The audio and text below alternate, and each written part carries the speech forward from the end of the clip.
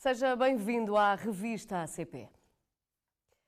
O preço do gasóleo está mais alto do que o da gasolina e os especialistas admitem que este combustível possa ter quebras no inverno.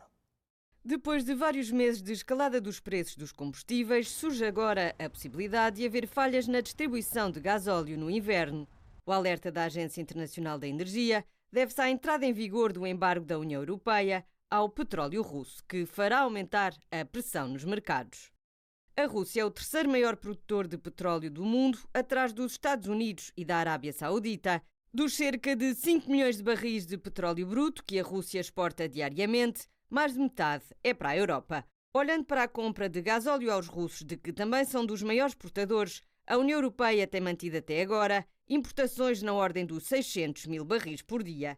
É uma possibilidade que tem sido levantada por várias entidades, nomeadamente pela própria Agência Internacional de Energia, e prende-se com uma fortíssima dependência que a Europa tinha do gasóleo proveniente da Rússia. Portanto, a confirmar-se o embargo total às importações do petróleo e principalmente dos produtos refinados, onde está incluído o gasóleo da Rússia, poderá haver alguma dificuldade em fazer a substituição dessas importações por outras origens e, portanto, isso poderá levar a uma eventual escassez do produto a nível europeu, principalmente.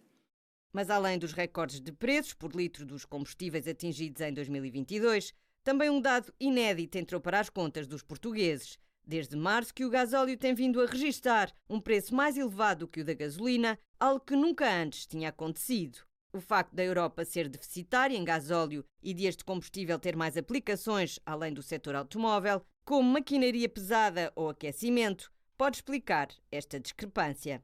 Se nós olharmos para gráficos que mostram a evolução das cotações internacionais, verificamos que o gasóleo disparou nos últimos meses relativamente à gasolina e relativamente ao crudo. Isto é, aumentou muito mais do que aumentou o petróleo bruto e também aumentou mais do que a gasolina. É essa a razão fundamental para que depois, apesar, enfim, da atenuação fiscal que houve, o gasóleo se apresentar aos consumidores com um preço mais elevado que o da gasolina. Portanto, é um problema de abastecimento. Mais uma vez, porquê é que isto está a acontecer? Porque, de facto, o embargo das importações tem muito mais impacto no gasóleo do que na gasolina. A Europa, o aparelho refinador europeu, é maioritário até ou sedentário, usando melhor as palavras, em termos de gasolina. Portanto, produzimos na Europa toda a gasolina que necessitamos e até exportamos parte dessa gasolina. O mesmo já não acontece com o gasóleo.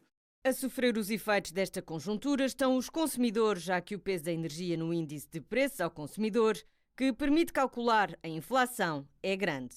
Um dos setores que mais reflete estas variações é o da distribuição, já que o preço do gasóleo tem um peso de 30% do custo do transporte de mercadorias, sendo que este valor acaba por importar os custos associados ao transporte, de acordo com dados divulgados pela Associação Portuguesa das Empresas de Distribuição. O aumento do preço dos combustíveis fósseis tem um impacto enorme em toda a cadeia de distribuição.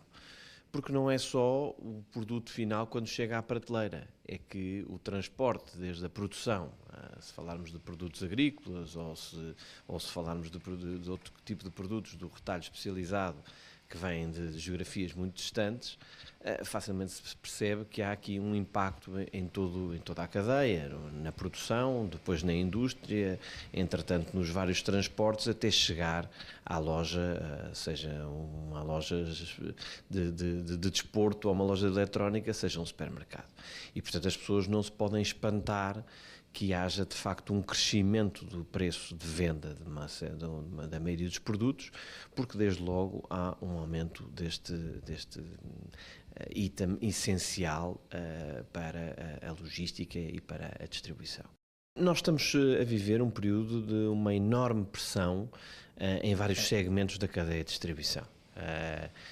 Desde logo a guerra na Ucrânia, de facto, veio-nos trazer muitos problemas com algumas matérias-primas essenciais para a vida dos cidadãos. O caso dos cereais será talvez o mais flagrante, mas evidentemente que a escassez de um bem tão importante, de uma matéria-prima tão importante como são combustíveis fósseis, pode provocar aqui uma disrupção muito séria.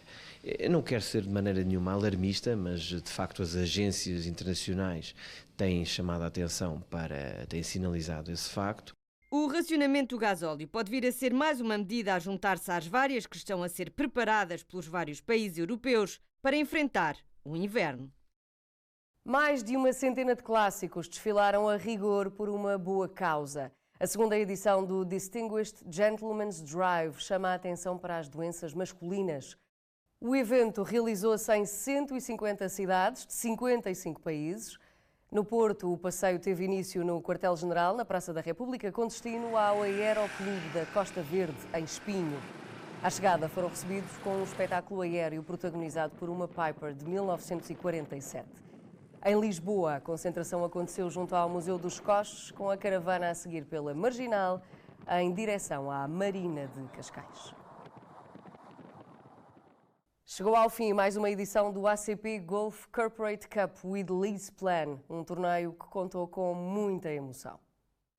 A Quinta do Peru, em Azeitão, foi o palco da final do ACP Golf Corporate Cup with LeasePlan, o circuito de golfe das empresas do universo de sócios ACP.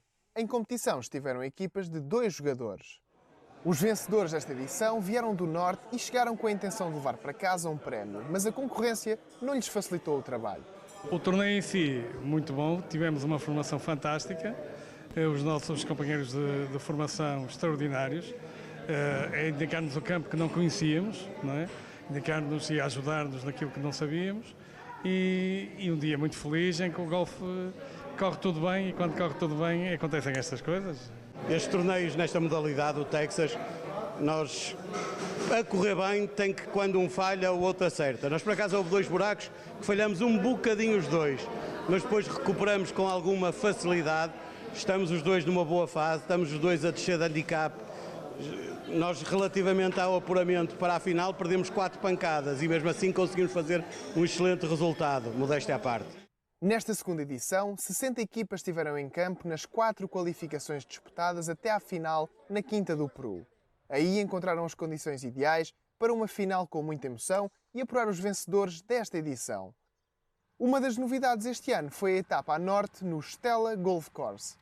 É o culminar de mais um circuito, foi um grande desafio este circuito para nós, foi o segundo ano, quisemos sair um bocadinho da nossa zona de conforto, acreditamos que isto seria, enfim, tem pernas para andar, e portanto é sempre uma satisfação chegar ao fim e ver que tantas pessoas participaram e gostaram, e que os patrocinadores também gostaram, e portanto confirma que para o ano será também mais uma edição possível. Cumpriu-se com sucesso mais um circuito no calendário de provas do ACP Golf. O Rally de Portugal Histórico regressa na próxima semana. A prova do ACP é uma das competições mais destacadas de regularidade histórica da Europa. A 16ª edição do Rally de Portugal Histórico conta com mais equipas inscritas e um percurso maior, numa prova que promete muita adrenalina entre pilotos e máquinas na conquista pela vitória. Este ano, felizmente, depois do período de pandemia, em alguns anos em que tivemos, temos um ano mais normal, portanto é o primeiro ano normal que temos e, portanto, contamos com cerca de 75 equipas, o que é um número bastante bom. Também convém referir que a maior parte destas equipas, na sua esmagadora maioria, são estrangeiras, portanto são pessoas que nos visitam, que vêm à prova, o que é um excelente sinal e um bom indicador. E temos a 16ª edição do Rally de Portugal Histórico aí mais uma vez à porta. Temos mais provas de classificação. Não posso dar o detalhe das provas pelo curso ser secreto, mas ele vai ser no seu total com maior extensão, mantendo-se o figurino de base, portanto parte do Estoril, continua a partir do Estoril, na terça-feira, dia 4 de outubro, e chega na final de sexta-feira ao Estoril também, portanto mantendo essa base de apoio, e temos os finais dos dias também marcantes, no primeiro dia Figueira da Foz e nos outros dias em Viseu, onde ficamos em Viseu. Portanto, esta é a base da estrutura da prova e depois vamos a diversos locais e este ano um bocadinho mais longa do que é normal. Com partida e chegada aos Jardins do Casino Estoril, a prova do ACP vai passar pelo centro e norte do país e conta este ano com uma novidade. Este ano temos algumas novidades, importa referir que o percurso é secreto, portanto nem todas podem ser reveladas.